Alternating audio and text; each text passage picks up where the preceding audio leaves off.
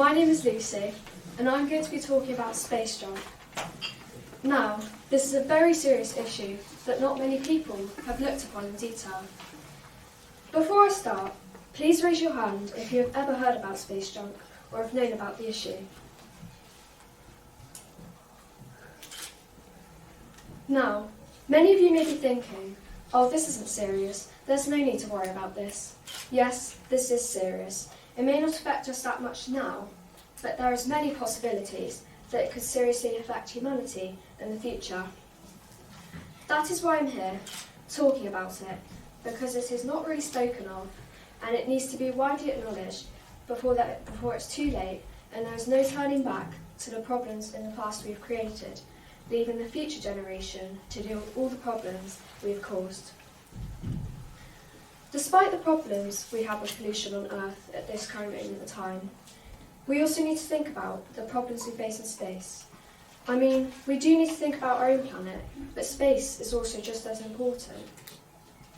Now, for those of you who don't know, let me tell you what space junk is, and what is so hazardous about it, and what solutions we can come up with to solve this problem. Space junk, or space debris, refers to any human-made object in space that no longer serves a useful purpose. This can include anything from spent rocket stages and defunct satellites to debris from collisions and anti-satellite tests. The accumulation of space junk poses a significant threat to space exploration and satellite operations. The debris can travel at high speeds and cause damage to functioning satellites and spacecraft.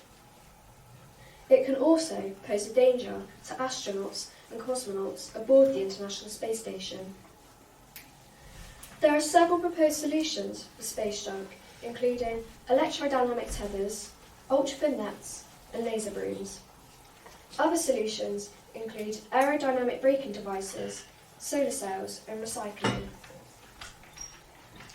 However, Elon Musk's thinking may be very vast and contrasting compared to the problems of space junk, because he makes profiting by polluting space with his satellites, and he wants to ignore the fact that it can cause a hazard to human life, and only wants to concentrate on how much profiting he can make by polluting space instead. Now, you all may be slightly confused, as I've only talked about how it all began,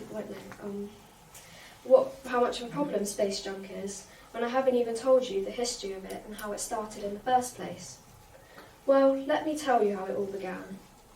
The start of the space exploration began with the launch of the first artificial satellite, Sputnik 1, by the Soviet Union on October 4, 1957.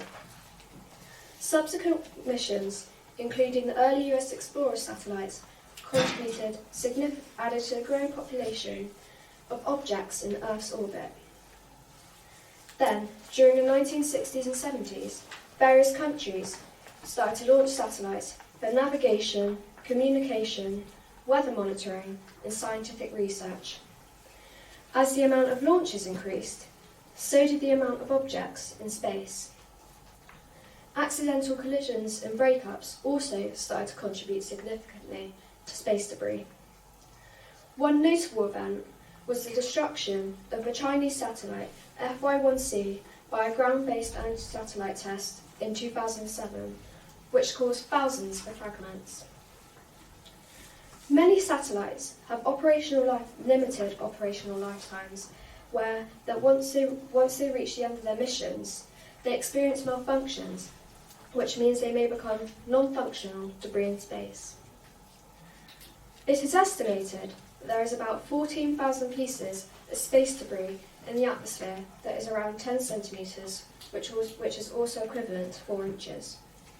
But however, there is multiple more fragments that are smaller than this measurement in the atmosphere. Now, the real reason why I'm actually here talking about it today is because it is more serious than it looks, and it can cause more of a risk than you think, but many people still don't know about this issue. I hope you enjoy the rest of your day, and thank you very much.